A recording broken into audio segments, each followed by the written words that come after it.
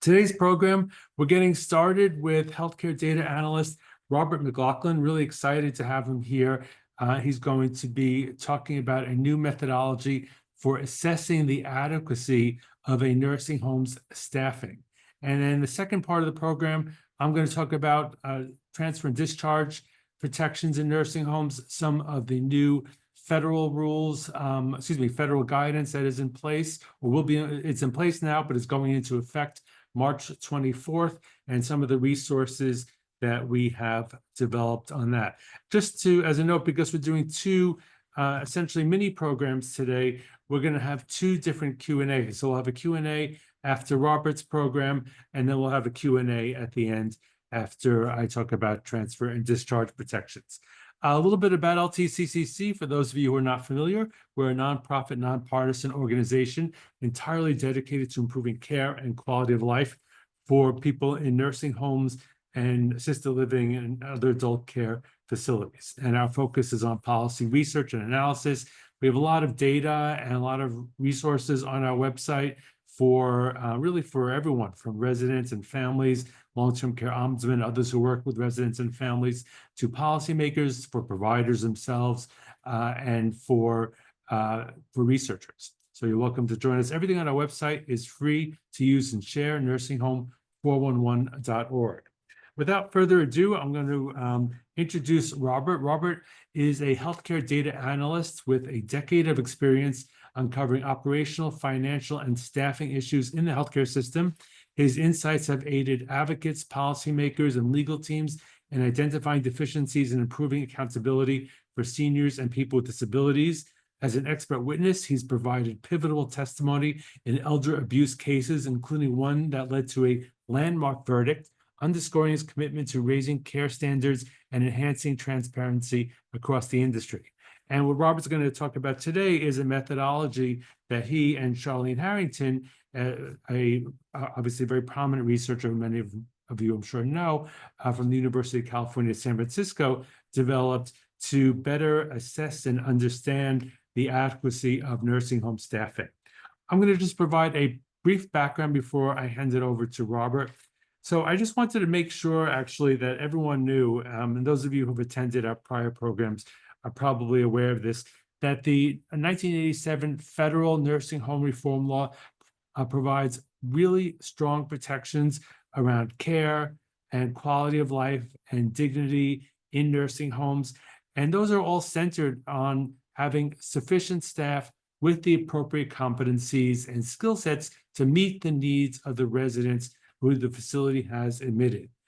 So nursing homes, again, have to have the sufficient staff. They have to have the competencies to meet the needs of the residents.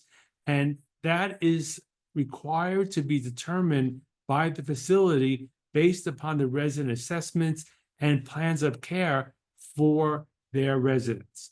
So it's really important, I think, for me as an advocate and someone who does research, and I hope for our audience as well, to understand that the nursing home reform law is really special in that it really goes to meeting the needs of the individual customers, the residents who the facility has accepted into the building, has promised to provide good care, and is being paid to provide good care.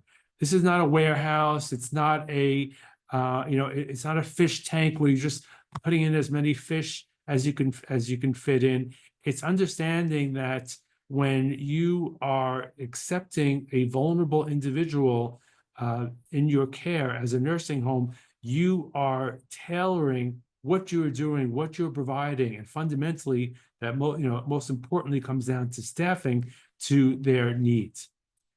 So why are too many nursing homes, frankly, not good places to live and not good places to get care and not good places to work? We've done a couple of studies of this over the years. I hope we're going to do another study soon, looking at staffing citations. And what we found is that, even though approximately 75% of nursing homes have less staffing than needed to meet residents' needs, based upon a federal study that was conducted, reported in 2001, only 1% of nursing home citations are for inadequate staffing. So just consider that difference.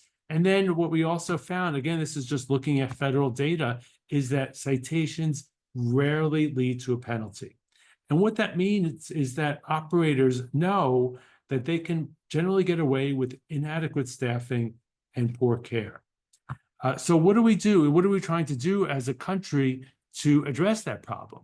Well, there are a couple of things. Of course, we and others have, are working and working for many years to try to improve that oversight. That's one reason why we do those studies, to make people aware of what is going on and the extent to which those important rules and requirements and standards in the nursing home reform law are actually being realized in the lives of residents. So that's one. But one other way in which we've tried to address the specific problem of low staffing is many states have implemented quantitative staffing standards. So what I talked about before under the reform law is that nursing homes, again, thinking about and assessing what the specific needs of each of their residents are, that's what they're supposed to be basing their staffing on. That's what they're supposed to be basing their staff training on. But in the absence of enforcement of those rules, again, many states have turned to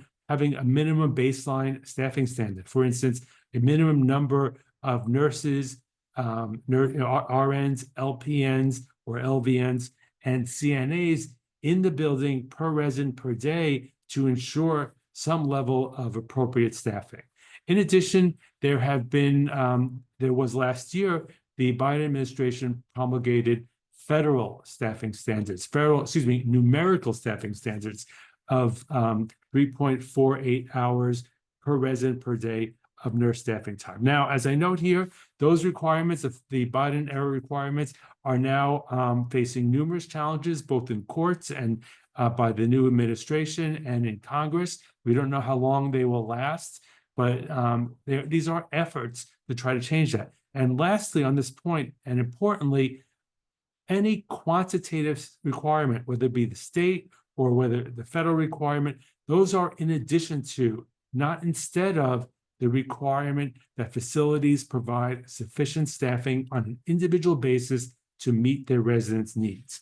Now, another way in which we are trying to address this problem as a nation is to provide better information to the public on staffing and quality. And this is really what leads into what Robert is going to be talking about today. In the United States, we have the Nursing Home Care Compare 5-star rating system. And that provides information on, again, it's a 5-star rating system, provides information on outcomes with inspections, referred to as surveys, staffing levels, and what are called quality measures. And together, those comprise the 5-star rating system. In addition to that, a couple of years ago, the federal government started requiring that facilities report their staffing for every single day of the quarter. And those data come out at CMS, www.data.cms.gov. It's over 1 million lines of data, but you can look up individual facilities and see what their staffing is for any day of any quarter up till the middle of last year. We're waiting to see, hopefully there'll be updates to that. And then what we do at LTCCC, as I hope many of you are familiar on our website, is we crunch those numbers, we clean them up, and we provide information to the public every quarter after the big file comes out from CMS, so people can easily search for nursing homes in their community, in their state, et cetera, and look and see what is going on with the staffing. So these are some ways. One is, of course, again, the quantitative standards, and the other is the public information, equipping people, potential residents, current residents, their families, ombudsmen, others who work with them, researchers, with what is going on in nursing homes and the extent to which that is or is not adequate to meet the needs of residents. So the issue specifically, and I'm going to hand it over to Robert, that we're talking about today, is that the system that CMS, the Centers for Medicare and Medicaid Services, uses to calculate its staffing ratings is deeply flawed. The website compares reported staffing levels by nursing homes to the state average staffing level. And unfortunately, as I note here, this has absolutely nothing to do with the quality of care or the safety provided by nursing homes. It's just really based upon comparisons to average without any thought to that. Some nursing homes have people with higher needs. Some nursing homes have people with lower needs. And of course, on an individual level, residents have differing needs. And so, to compare it to an average nursing home, as I was putting this, this program together, I thought, would you want to go to an average nursing home? I think that is a valid question. I know I would not want to go to an average nursing home. I know I would not want to send anyone that I cared for, frankly, personally speaking, to an average nursing home. So as a result of this, of this failure to take into account the actual needs of residents when identifying staffing ratings, it essentially is a very flawed system of reporting. And the methodology, as I know here at the end, can result in facilities that actually have poor staffing receiving higher ratings than they deserve. And with that, I'm going to stop sharing so that Robert can share from his slide deck. And Robert, I'm going to hand it over to you. All right. Greetings, everyone. Thank you for having me, Richard. I really appreciate the work you and your team do here, and it's a pleasure to be here today. It says someone else is sharing. You should be able to share now. All right. Yes, I see it now. Let me know. Okay. All right. That's and just great. so you know, your video is still off. Oh, all right. It says the host has stopped it.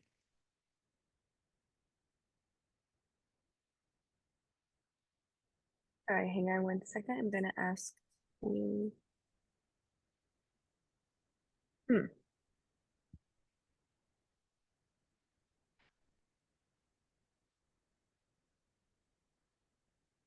Sorry. Try again. Yeah. There we go. All Great. right. Thanks. Okay, so as Richard said, today I will be discussing a staffing benchmark that builds on an acuity-based approach to measure appropriate staffing levels and ensure residents receive adequate care. Richard touched on it, but it's a significant shift from how staffing is currently assessed under the 5-star system. And I'm excited to share a little bit about the methodology with you today. Let's get right into it. All right, here's the agenda and the topics I plan on covering today. I'll start by explaining the very basics of the case mix index, or CMI, as defined by the patient-driven payment model. Then we'll see how the 5-star staffing system incorporates CMI and where I believe it falls short. Then finally, we'll go over this new approach that ties expectations to resident needs and some various ways that it can be used.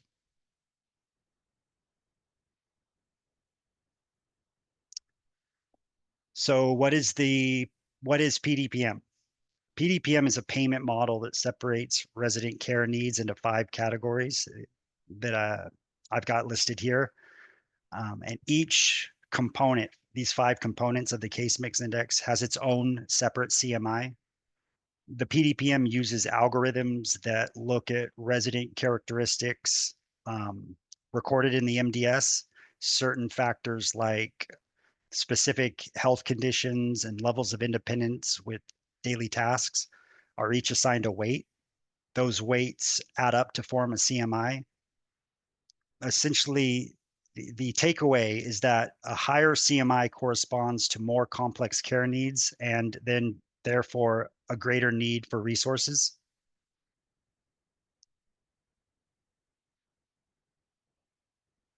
So under the PDPM, there is a separate dedicated nursing component within the CMI framework. The nursing component is generated using MDS data that captures various clinical complexities, again, ADLs, behavioral issues, and other health conditions that might demand more nursing care. So if a resident or a group of residents has a higher nursing CMI, logic suggests they'll require more nursing care, more hours, more specialized tasks, and more skilled oversight. Now, ideally, that would lead facilities to staff at a level that matches these elevated needs. However, as I'm sure many of you are aware, that's not always the case. So now, while we just briefly covered what CMI is and how it functions as a measurement that reflects clinical complexity, next we'll start to look at how this metric is currently used by CMS as a benchmark within the 5-star staffing system. Now, I'll note that there are different components to the 5-star staffing system, such as turnover. But for the purpose of this, I'm going to focus on the staffing measures, specifically total and RN HPRD. And they make up the majority of the points that determine a facility's rating. All right. So let's talk about how CMS incorporates the CMI. We start with how they collect the data. They pull the reported HBRD from the PPJ data set, as well as the facility's weighted average CMI from the MDS. Once that's collected, they calculate a CMI ratio by dividing the CMI by the national average CMI. This ratio indicates how much higher or lower a facility's acuity is compared to the national average. So, for example, a facility with a CMI of 1.1 would it would indicate that they have 10% higher acuity than the national average.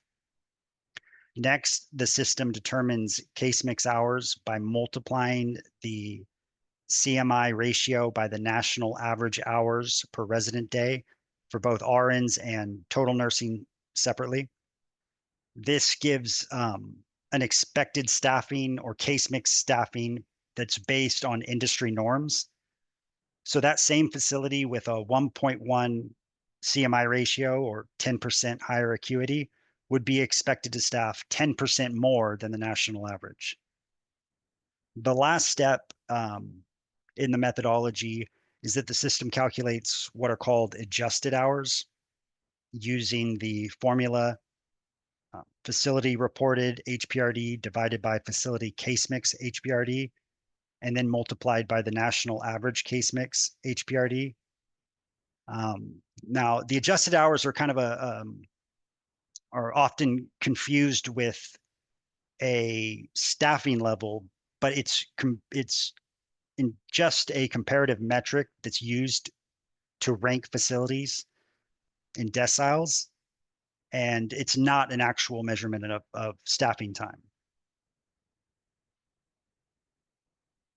So some key takeaways from that is that the case mix hours, they set staffing expectations, but purely on nationwide norms. It's not related to specific care needs or clinical benchmarks. Adjusted hours are not a real measurement of time. It's just a metric for ranking facilities so that they can assign scores. The way, once the facilities are have the adjusted hours and are ranked, they receive scores based on the deciles, with the top 10% earning 100 points, the next 10% earning 90 points, and so forth. So in theory, this is a solid methodology, but in practice, it has some significant flaws due to the reliance on national averages, which we'll get into next. So the issues with the main issues with the current methodology used in the 5-star are shown here. Nationwide staffing norms are set too low, high ratings despite inadequate staffing,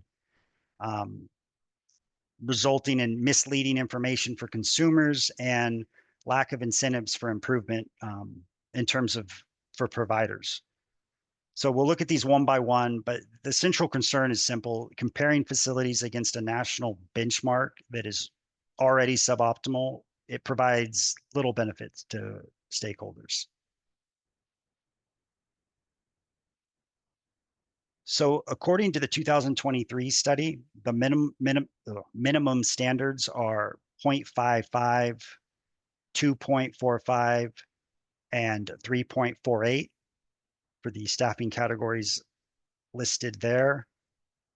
Because case mix hours are based on national staffing averages, the standard set by industry norms is so low, the system is scaling against a substandard benchmark. And this means the national norm is not necessarily aligned with acceptable staffing standards. A facility can appear average in rankings, but still fail to meet a resident's actual care needs. A facility can appear above average and not meet residents' actual needs, and by a large margin.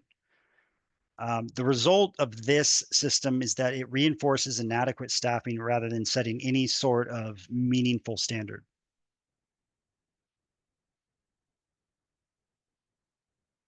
Next, the high ratings despite inadequate staffing. So to illustrate this point, I took a look at nursing homes in California where state mandated minimums of 2.4 CNA and 3.5 total HBRD are enforced. Looking at the third quarter 2024 data, we see that among 4-star facilities, 17% fall below the CNA minimum and 7% fall below the total minimum. Even among 5-star facilities, 11% don't meet the CNA minimum and 4% fall short of the total minimum. So this is particularly concerning because a 4 or a 5-star rated facility should signal strong staffing. Yet data shows high ratings don't necessarily even mean compliance with the state minimums, let alone optimal staffing.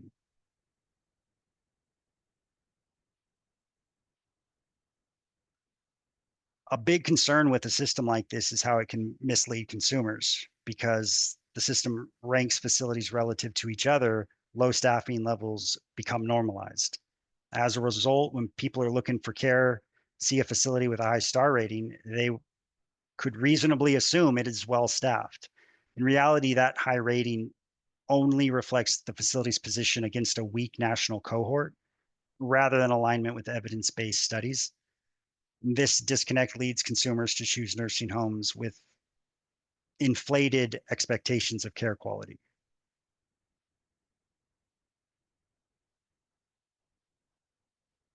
Also, under the current system, facilities can earn strong ratings simply by being slightly better than their peers. This doesn't necessarily translate into truly adequate staffing levels, and again, just reflects a marginal edge over an already low standard. As a result, there's very little incentive to push beyond the norm and maintain truly high standards of staffing. And another point is it diminishes the hard-earned recognition deserved for the facilities that do commit the resources needed to optimize residents' care and that are trying to provide the best staffing to meet the needs of its resident population.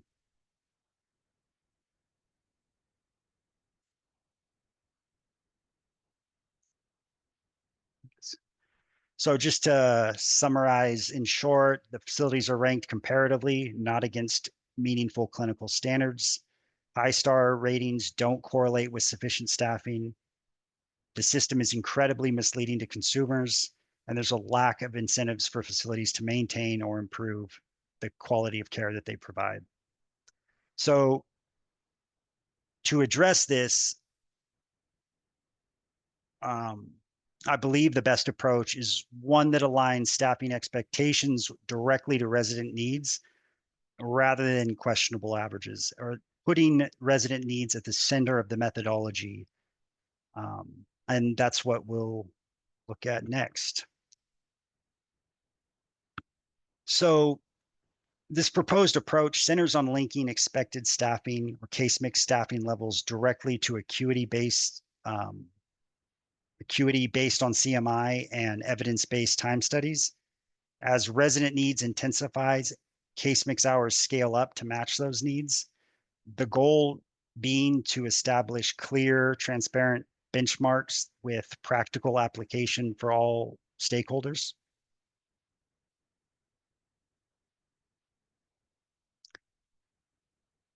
Although the formula might look complex, the concept is straightforward. We start with the baseline staffing levels identified by the 2023 study as our minimum standard, and then scale upward based on the facility's case mix index. It's similar to the current approach CMS uses. This uses a CMI ratio to determine the level of staffing beyond that baseline. But rather than anchoring that ratio to the national average, it's instead anchored to the minimum CMI of 0.62. So in other words, a facility's CMI is compared against this 0.62 baseline to identify how much staffing is needed beyond that point. The parameters B and Y are set so that as CMI rises to the highest CMI of 3.84, the resulting case mix aligns with what has been observed in time studies. For example, total staffings of 7.68.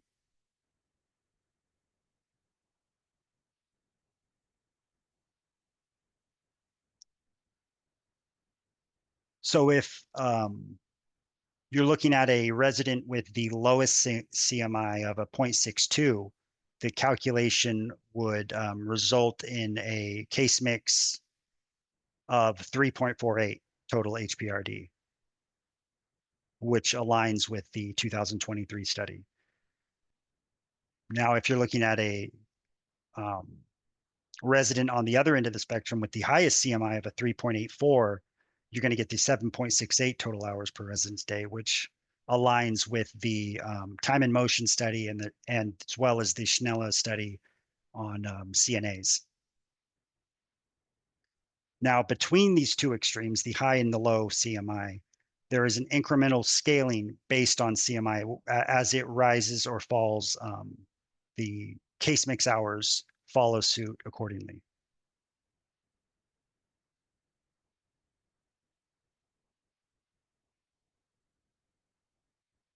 So assessing facility performance based on publicly available data, how this could be used. So as Richard noted at the beginning, in July 2024, CMS began publishing a facility weighted average CMI in its 5-star data set. Now, this was a big turning point because for the first time, there was an easy to access, accurate measure of overall resident acuity at each facility. The average CMI can be applied to the formula to calculate what the case mix hours are for that period of time for each facility. Then what you can do is take those case mix hours and line them up against a facility's reported payroll-based journal data and start to see whether or not a particular facility is meeting or exceeding or falling short of the staffing needs of its resident population.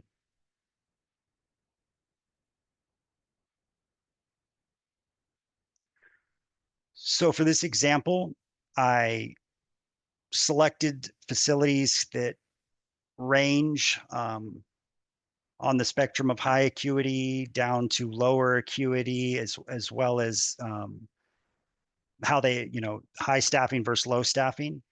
And this gives a sense of once you obtain the case mix and the reported staffing, how you can begin to compare whether it's a single facility you're looking at or a cohort of facilities. You can kind of get a sense of where their reported staffing matches to the case mix staffing.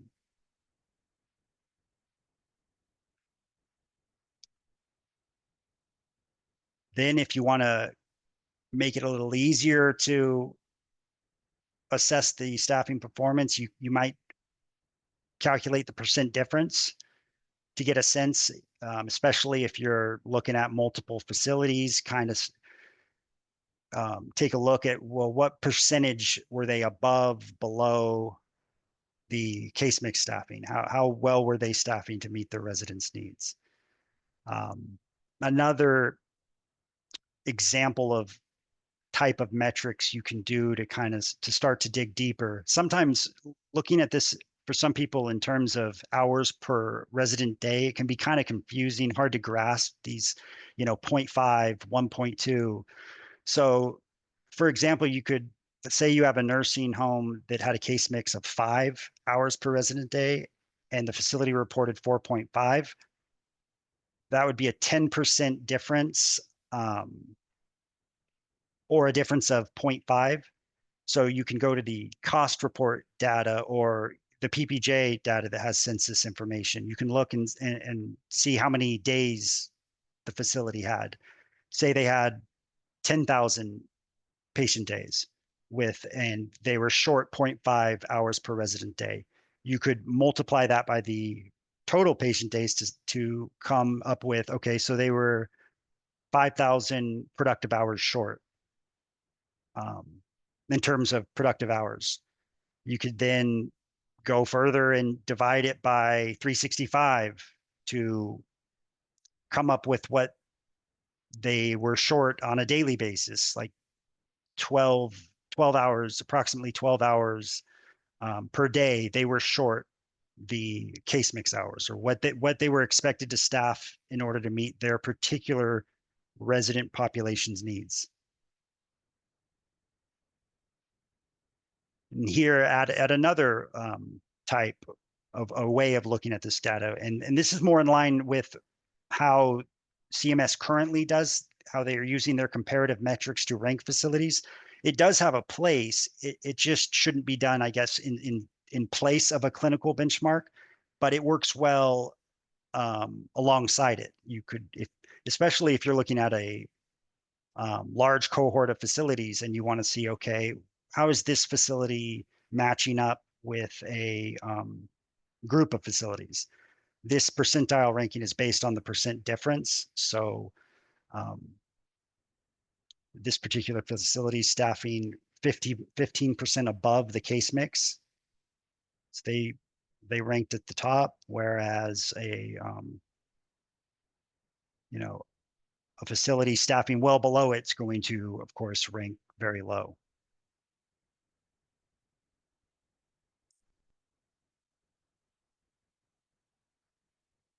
Now here's a methodology like this could improve the way facilities are rated in the 5-star. Rather than having it being in a decile system where there are assigned points and then those points are applied to cut points that are essentially calibrated to distribute the stars in a desired manner, this would put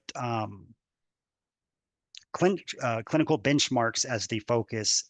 So for example, for a 5-star facility, you could say it's awarded to facilities where both the RN and total reported staffing meet or exceed the case mix benchmarks. Whereas a 4-star facility, one category meets or exceeds the case mix benchmark, while the other at least meets the minimum staffing standard. Now, a 3-star would be a facility that's with both staffing categories that meet the baseline, but neither reaches the case mix benchmark. And then 2, given if one staffing category falls below the baseline standard, regardless of performance in the other category. And then a 1-star is a facility designated if both RN and total reported falling short of the baseline staffing standard. With the idea being that this legitimizes the rating system and recognizes nursing homes that prioritize staffing care. I think incorporating this type of approach into the 5-star would provide consumers with meaningful information to make truly informed decisions. Receiving a high staffing rating would actually reflect a facility's commitment to adequate staffing. Those that meet or exceed appropriate standards would properly be distinguished and recognized, while others would have clear incentive to improve their staffing levels.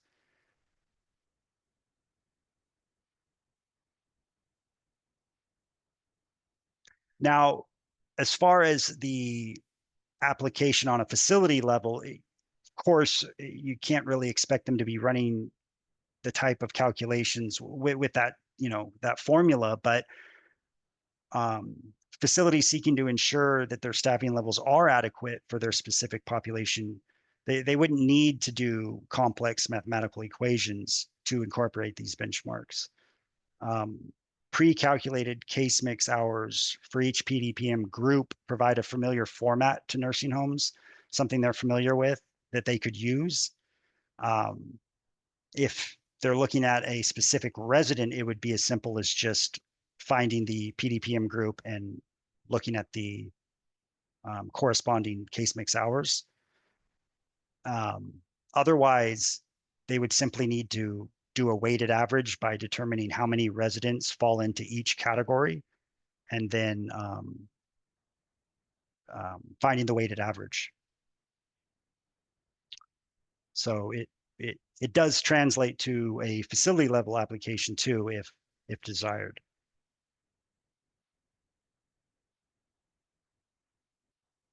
The benefits of the proposed methodology, there's a clear advantage to a methodology that is transparent and based on time studies, real clinical benchmarks. Comparative benchmarks are helpful, but they shouldn't take the place of data-driven evidence. It also can provide further incentives for nursing homes to exceed baselines and do better than simply being average, especially when average isn't even necessarily, you know, average in the typical sense. In terms of the 5-star system, it could legitimize higher ratings so that those nursing homes that are doing it right are appropriately recognized.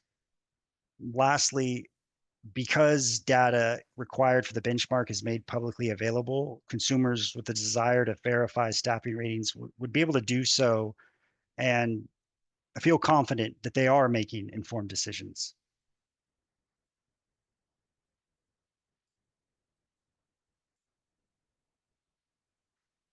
So just to recap and wrap this up, I'll go over, we've looked at the fundamental role of CMI in the PDPM system very briefly and how it's currently used by the 5-star staffing system.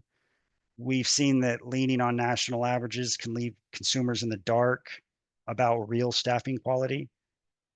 We've also touched on how facilities that are merely average can wind up looking like top performers. We've discussed that this acuity-based method shifts the focus to true resident needs. By linking staffing directly to case mix, essentially the true complexity of resident care, we move toward a system that's both transparent and fair.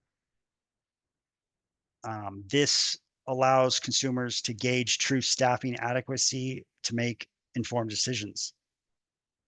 Ultimately, the best interest of residents should drive how we assess and rate staffing among nursing homes.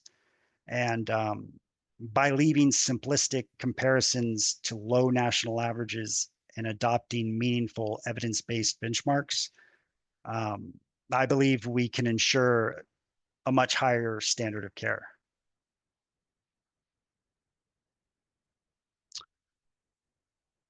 All right, Richard, Robert, thanks so much. You're welcome. Do I just? I think I can replace you as a co-host. Great. All right.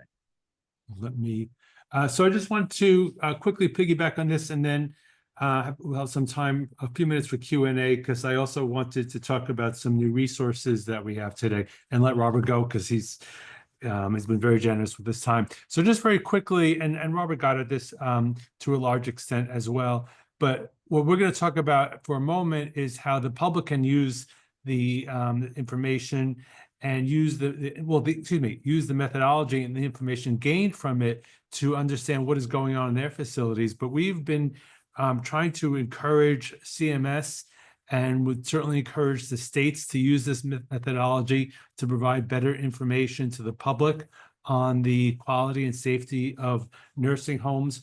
And as Robert said, I mean, this could be used in a number of ways for nursing homes. One, it can certainly be used to incentivize better staffing and nursing homes, but it could also be used by nursing homes to better evaluate, I should say, their own staffing.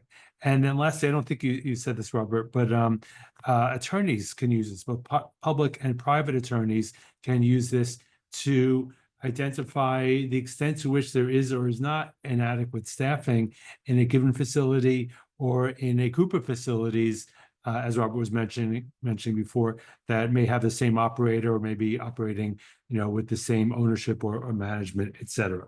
So I wanted to just quickly show how we have started incorporating this. Let me just turn on my slide for a second. I'm not able to do that, but okay. And never mind. Oops, sorry about that. Let me go back up. So I wanted to show how we're incorporating this methodology for the public to be able to see how nursing homes in their communities, in their states, et cetera, are staffing, as expected to meet the needs of their residents. So I answered this question.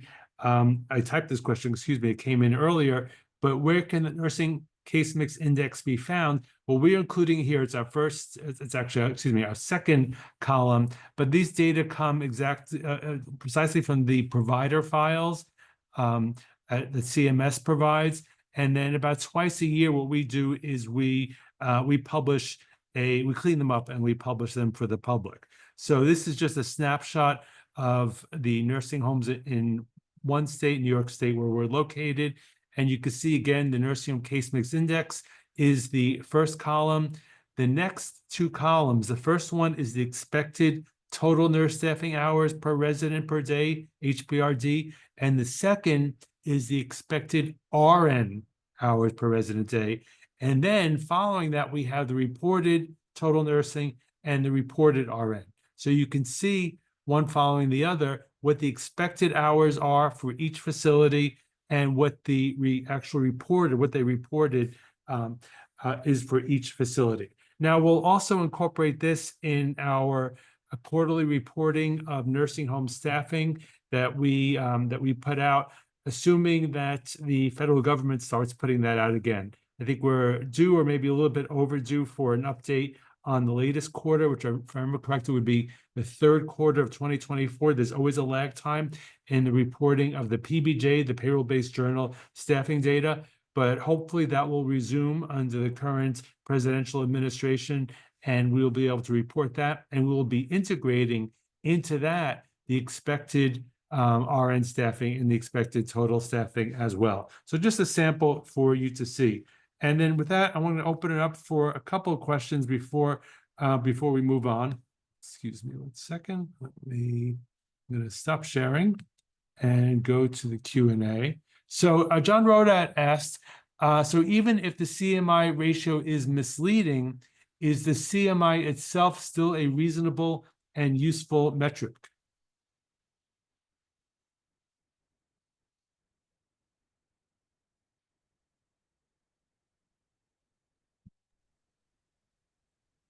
Robert, if you have any thoughts on that. If the CMI ratio is misleading, Yeah. I'm not within the current system. Yes. I don't know if I don't believe the CMI ratio is misleading. I mean, it's very accurate. I guess if, like in the example I gave, the facility did have 10% higher than the national average.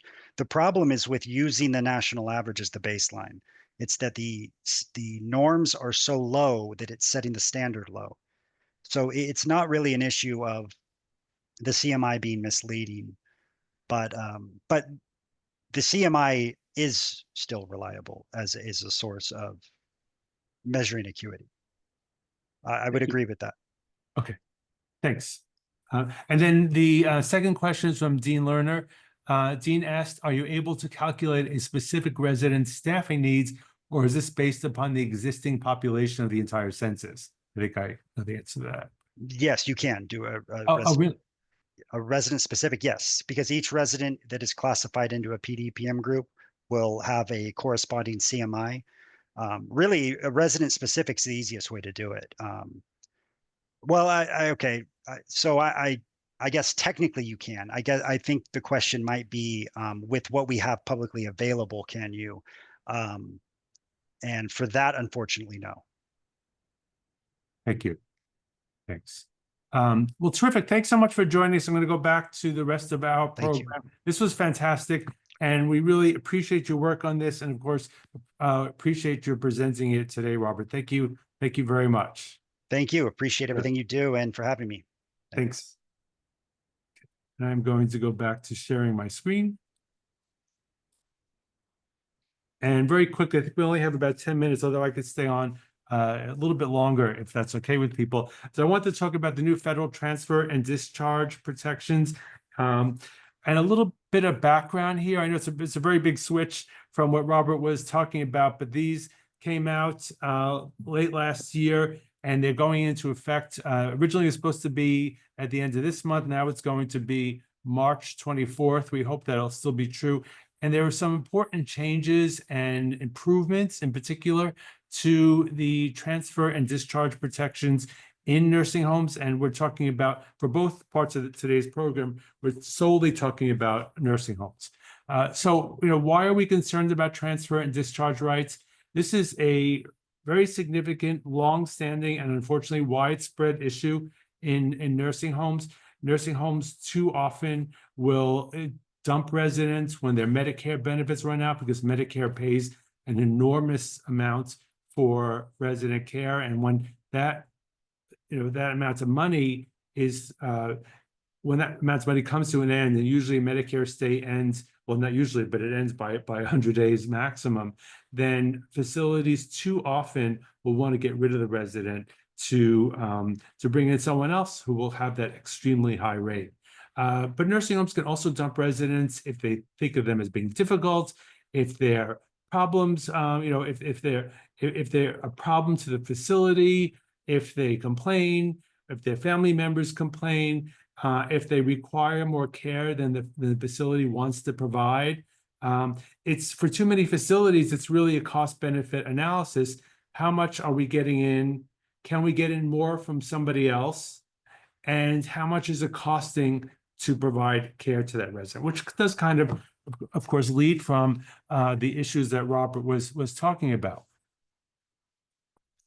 So these are, as I mentioned before, there have been some changes and there have been improvements that are forthcoming to the requirements. They exist now, and again, their implementation is forthcoming. But under longstanding federal requirements, nursing homes can only transfer or discharge a resident under the following 6 conditions. 1, if it's necessary for the resident's welfare and his or her needs cannot be met in the facility, the resident's care has improved and they no longer need to be in a nursing home, the safety of the resident or of other individuals in the facility is endangered due to the resident being in the facility, the resident has failed to pay or help make arrangements for payment after reasonable notice, or the facility ceases to operate. And it's important to note that even under these conditions, as we'll talk about, there are very clear protocols in place to protect a resident. So some of the things that I was really interested in to see is how how CMS augmented and really improved upon some of the documentation requirements. And what I'm talking about here, just to be clear, not everything is new. A lot of this, as I was just discussing in the last slide, has existed before, but I wanted to provide an integrated picture of what is happening. So in essence, a nursing home can't just say, oh, one of these 6 things is happening and we're going to get rid of you.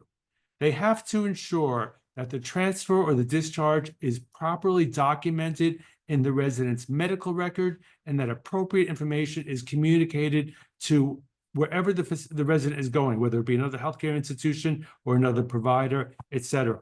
And the documentation must include, again, this comes from the actual guidance and the rules. So it's important. This is not something that I'm saying or making up. This is something that is the federal expectation. The documentation in the resident's medical record must include the basis for the transfer, when a resident is being transferred because the facility cannot meet the needs of the resident, what those needs are, how the facility attempted to meet the resident's needs, and the special services available at the receiving facility that are going to meet the residents' needs. Importantly, this documentation must be made by a doctor. For the first two reasons listed in the previous slide up here, they need to be made, by the resident's physician. For the second two reasons discussed here, they can be made by any physician, but a doctor has to be recording this, documenting it in the resident's medical record. Orientation for transfer and discharge. This is just a direct quote. A facility must provide and document sufficient preparation and orientation to residents to ensure safe and orderly transfer or discharge from the facility. This orientation must be provided in a form and a manner that the resident can understand. Again, trying to hold the reins on some of that shuffle that we too often see and hear about, of residents being pushed out of facilities, residents told they've got to leave, residents, et cetera, residents being pushed out into sometimes homeless shelters, sometimes hotels, dumped at a family member's house, et cetera. Those are not appropriate. And what really interested me, I mean, it doesn't sound like it's that substantive to have documentation requirements, but in a world where too often we see, unfortunately, we see things happening in which residents are not fully informed, rules are not followed, that documentation can make a real difference in these situations. Notice a bed hold policy. This is when a resident is leaving, say, to go to a hospital or for a therapeutic leave. They want to spend, an overnight with their family. The facility has to provide written information to the resident or their representative about the state's bed hold policy, the reserve bed payment policy in the state plan that the state has, if it has any, and the nursing home facilities policy. And those policies, as I note here at the bottom, they must permit the resident to return to the facility immediately to the first available bed in a semi-private room. That's what paragraph E1 requires. I just included it there so people can see. Residents have strong rights to appeal a transfer or discharge unless it's an emergency situation for the resident. And if it is an emergency situation for the resident, the facility still has to document the danger that failure to transfer or discharge that resident would pose. So you just can't say, oh, the resident was, was dangerous and we had to discharge them urgently without a 30-day notice. They have to document all of that. They have to show, there has to be a written record of what, and that written record, of course, should show that they were in compliance with the federal rules and the federal protections. So a little bit about the transfer discharge notice. It has to be, first of all, a written notice to the resident or his or her representative, in language and in a manner that they can understand. It must record the reasons for the transfer discharge in the resident's medical record. Notice must be given at least 30 days in advance, as I mentioned before, with limited exceptions for an emergency situation. And then the facility must send a copy of the notice to the state long-term care ombudsman program. And this is a really important change because, as I'll discuss further, it's not only if it's what used to be a facility-initiated transfer discharge, but any transfer or discharge now must be reported to the state ombudsman program. So the notice must include all of the following at the time that it is provided to the resident and or the resident representative. The specific reason for the transfer discharge, including which of the 6 bases that we talked about before, for which the resident is being discharged, the effective date, the specific location of the discharge, where the resident is going, a statement of the resident's appeal rights, including the name, address, mailing, and email. This comes from the federal rules. Again, not my suggestions, for the federal rules, including the name, address, mailing, and email, and telephone number of the entity which receives such requests, and information on how to obtain an appeal form, and assistance in completing the form and submitting the appeal hearing request. And then, of course, the name, address, mailing and email, and the telephone number of the state long-term care ombudsman. There are additional protections for individuals with intellectual and developmental disabilities and those with a mental disorder or related disabilities for those individuals in terms of being referred to the agencies responsible for the protection and advocacy of individuals with those conditions. Excuse me. So a little bit about requirements related to the Ombudsman program. And I first want to note here, I put it in blue, this is a direct quote from CMS. The intent of sending copies of the notice to a representative of the state Ombudsman program is to provide added protection to residents from being inappropriately transferred or discharged, provide residents with access to an advocate who can inform them of their options and rights, and to ensure that the Ombudsman is aware of facility practices and activities related to transfers and discharges. So I thought that was really important. And as I note here at the top, the guidance really reflects and I think focuses on the role that the Ombudsman has in protecting residents and in helping residents' families, but also in monitoring nursing home care and practices. So a few highlights. Now, as I mentioned before, all discharge notices must be sent to the Ombudsman program. Importantly, discharge notices must be sent to the Ombudsman at the same time as they are provided to the resident, except in those emergency discharge transfer situations. So at the same time, not 2 weeks later, not once a month, not on a quarterly basis, at the same time for the reasons that CMS expressed here in blue. And then I also thought this was really interesting. There's a direction to state surveyors or the inspectors. It says surveyors should reach out to the Ombudsman program, quote, to identify residents or resident representatives for residents who have already been discharged who may have concerns with the inappropriate discharges. So again, building on many, we've seen improvements over the years, including several years ago, first requiring that that discharges be reported to the Ombudsman program. Several improvements in terms of understanding the important role of the Ombudsman program and understanding the critical importance of transfer and discharge protections. So as you might expect, we have or might know if you're familiar with our work, we have a range of fact sheets on a variety of different issues. I actually developed 3 fact sheets because I thought there was so much that was important here and that could be useful to people. So this is fact sheet number 1.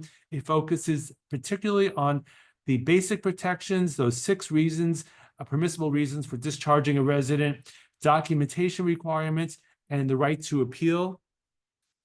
The second fact sheet includes discussion of the right to return to a facility and the notice requirements for state bed hold policy and for the transfer and the discharge. And then last but certainly not least, we put together a special fact sheet really geared to long-term care ombudsmen that talks about some of the special provisions that are here in place and the recognition of the ombudsman and why this is important for ombudsmen to be informed of transfers and discharges and to be consulted when investigating transfers and discharges and the role that they have in helping residents and their representatives in protection from inappropriate transfers and discharges, et cetera. These are available on our discharges page, nursinghomeforum1.org/discharges. That includes now all 3 fact sheets. I also include in the 4th button here the federal guidance on transfer and discharge. So if you're facing these issues, if you are a public service attorney or an ombudsman program or a resident or a family member facing this, you can actually see the full guidance. What I did is I just clipped it out from the federal guidance. It's hundreds of pages, just the parts on transfer and discharge. So because we excerpt it in those 3 those 3 fact sheets. But I want people to have the full information. And then we also have some additional information here on violations. This is from last year, transfer and discharge notice violations from spring of 2024. And so we're going to be updating those, I assume, again this spring, assuming that the data are updated by the federal government at that time. And we'll post this webinar there as well. And with that, I'm going to close, and just a few remaining comments. One, please join us in for our March webinar on the 18th, a conversation with nursing home residents. We have our guests are going to be from the Consumer Voice. I think it'll be Sam Brooks, and I'm really excited to have him and some of the some nursing home residents for an open discussion, and let's hear from residents, which we can never, frankly, do enough. Head to nursinghomes411.org for materials from today's webinar. Give us a few days for the recording to be posted up, please, to find the latest staffing levels in nursing homes, your nursing home, those in your state, those in your community, et cetera. And with that, I'm going to open it up for questions, if there are any questions or comments. Thanks, Richard. I actually don't think that there are any questions, although I did see one in the chat. So let me just scroll a little bit here. Hang on. And I see Gwen Culver's asked, where can we find the fact sheets? If you go to nursinghomes411.org, we have a learning center, and you could just click on the learning center, and there's a special section for fact sheets. And they're all there. They're all free to use and to share. So you're welcome to use them in any way you like. Oh, thank you, Janine. I think Janine just posted that as well. Thanks. Yeah. Sorry. Thanks, Janine. Yeah, so no problem. One question in the chat that I saw says, are there any requirements in terms of patients' families' input and agreement? I assume this is in relation to, transfer and discharge of the resident. Well, there's not directly for the facility, but that's why you would have an appeal. So at that point, you would appeal it. And the Ombudsman program can hopefully help you with that. And we have, obviously resources on our website, including the resources that I talked about today, to help you to ensure that the transfer or discharge notice is appropriate. If it's not appropriate, if it's not fully filled out, that's a problem. And then, of course, if the reasons are not fulfilled, that's a problem. And then, of course, all the things we talked about in terms of the medical doctor's documentation in your medical records, and the ensuring that it's a safe discharge, et cetera. So hopefully Ombudsman can help you with that. I often tell people, if they're able to hire a geriatric care manager, can often also help them navigate some of these issues, which I know can be challenging. Great. Thanks so much, Richard. I think that's all for the questions. Thank you, everyone, so much for joining us today. Be sure to register for our March webinar, and we will see you next month. Thanks. Thanks.